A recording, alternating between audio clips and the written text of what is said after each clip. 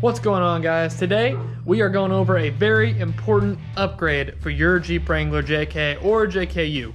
Now this is going to be, I would say, a little bit more important for the 2 doors, but it's still very important for the 4 doors, especially if you're doing type of off-roading or maybe some rock crawling. This is going to be very important to keep a lot of strength underneath that Jeep and in your drivetrain, because you don't want to be stranded with the drivetrain issue, trust me. So this is something that's going to be very important. It's going to help you a lot as far as strength goes and, of course, peace of mind. So let's get it going today, guys. All right, guys, so this right here is your stock drive shaft that's in all Jeep Wrangler JKs and JKUs. And they look basically the same in the front and rear, just, of course, the front is just a little bit shorter. So on these, you have what are called our Zeppa joints. Correct me if I'm wrong on saying the pronunciation of that. But these joints are great. I mean, if you're using them with stock Jeeps, they're great because right here they allow a lot of articulation, and of course the stock height, that they aren't any extreme angles or anything like that. But when you lift the Jeep, these get to really extreme angles and they're riding like this half the time.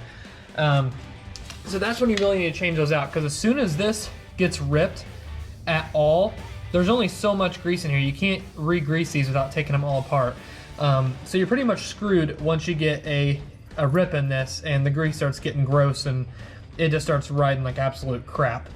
And another thing with the stock drive shafts here too, is they're very thin walled. So they look huge, they're very big, but they're very thin walled. So one time you bash that on a rock, it's pretty much done for. It's gonna throw it all out of balance. You're gonna have vibrations. It could tear up your T-case. Bunch of bad stuff. So you don't want to have to go down that road. And that is why you want to upgrade to what you're seeing here. A new front drive shaft. So as you can see here, I did get the 1310 in the front. I think it's plenty strong enough. I've had no issues with it, knock on wood. But as you can see, this is an Adams drive shaft, and I'll explain later why I went with Adams. But this thing is way, way thicker than the stock drive shaft. It's also skinnier here, as you can see, so it won't cause any issues with clearance up here if you have a lift and it's, you know, going down a little bit harder. Also, if you look back in there, you've got a cool constant velocity joint down there, or double cardan, sorry.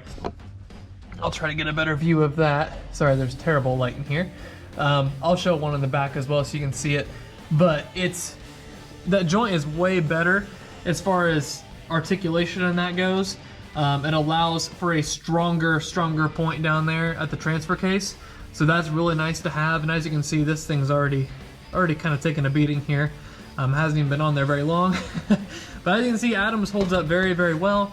I'm very, very happy with this drive shaft. It is greasable right here, but I did go with the solid U-joints in here. Reason I went with solid is because it's a stronger joint compared to the greasable, and I don't go through a ton of mud, so I didn't think it was as important. And I did just put the rear in here, so I figured I'd show you. That's the double cardan joint I was talking about. It is a very, very strong joint, and I absolutely love the way it feels on road. I just feel like it feels smoother on road, and that may just be me having that peace of mind having a stronger drive shaft.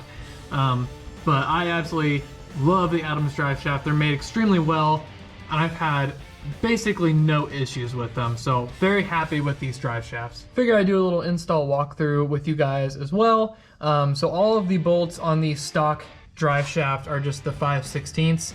I just used a little 5/16 socket, zapped them all with an impact real quick on both ends here, so they're both the same on the stock drive shaft.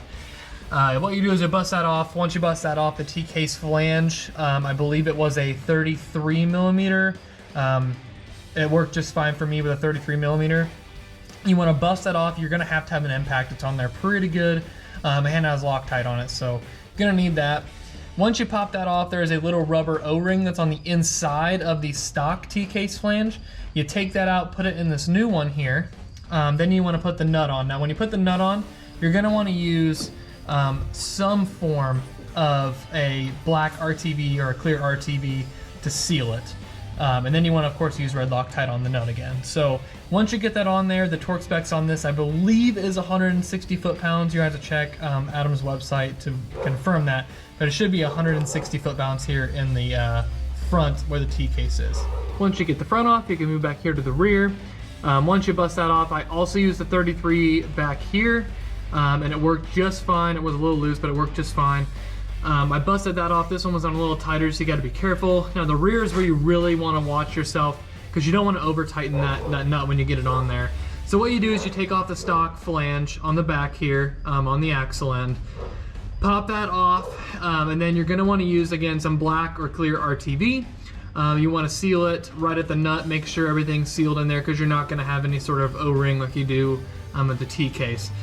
So you want to use some RTV back here, and of course some red Loctite as well. Make sure it doesn't fall off on the highway. So I use the red RTV. I got it on there, or the red Loctite. This one there's not a torque spec for. What you want to do is you want to tighten it until it stops. You do not want to over tighten this, because you'll crush the crush sleeve even more, which will ultimately basically ruin your rear end and burn up all your bearings. So you want to make sure you do not over tighten this. If you need help, you can always contact Adams. Next thing you want to do is just basically get the drive shaft on here. There's 4 bolts on here. 2 on each side. They are a 5/16 as well, but you're gonna have to use a wrench for this. You're not gonna be able to get a socket back there. So you grab a wrench. You basically, what I did is just got it as tight as I could with my hands, and of course I used red Loctite on all of them. Once you go back to the back here, these are just a little bit different, using the straps. So you wanna make sure you don't over tighten the straps, of course. I did use red Loctite on everything back here as well. Make sure you evenly tighten these. You do not want to over tighten one side or over tighten it to where you crush the cap there. So be very careful back here as well. That is a 13 millimeter nut. And again, you just want to get them even and hand tight. Do not over tighten them. Now, an important step after you get the drive shaft on is you want to go for a little test drive, get it up to about 60, 70 miles an hour if you can on the highway. Make sure you have no vibrations or anything like that. And the reason I say that is because I have had one issue with Adams in the past. And this is where I really, really was a lifetime customer of Adams. So on my 2-door, I ordered a front drive shaft. Now, when they sent it to me, I got it installed, went for a drive, immediately noticed some really bad vibrations. So I was a little mad because you just installed a new drive shaft, you know, it sucks, you have to take it all apart and do it again. Well, I contacted them. They walked me through a bunch of different steps to take to make sure that it wasn't fault at my end. So we walked through all of that, determined it was the balancing on the shaft. Now here's what was so awesome. They actually overnighted me a drive shaft at no cost to me whatsoever. Overnighted me a drive shaft. I got it installed, sent them back the old one, again, no cost. Installed it in, no vibrations whatsoever. It was just a small balancing issue. And it was no cost to me. It was awesome. The customer service was great. They sent me a shirt, which they will do with your new drive shaft as well if you order from them. So just great customer service, and that is why I highly, highly recommend Adams. They are one of the strongest drive shafts on the market, and their customer service is absolutely fantastic. So I highly recommend Adams. Adams is gonna have my business as long as I have a Jeep. So again, great company, great customer service, and an absolutely fantastic product. Another thing you're gonna wanna look into, and this is mainly for the 2-doors because of how short the drivetrain is and everything like that, but very important thing before you get drive shafts, make sure that if you need adjustable control arms, you go ahead and get those before you put the drive shaft in. So I know they say anything above like 3 inches or 3.5 inches. I will say on my 2-door, I had to have it for the rear especially, because I had to adjust a lot to get the pinion angle correct. If the pinion angle is not correct, you're gonna have vibrations like crazy, and you could definitely destroy either your axle or as well as the T-case. So you wanna make sure that if you need them, you have them. On the 4-door, it's not as big a deal because there's a lot longer drivetrain. So especially in the rear, you probably won't need it, but it is just something to look into. If you already have angles that are not ideal right now, you wanna make sure you check into that.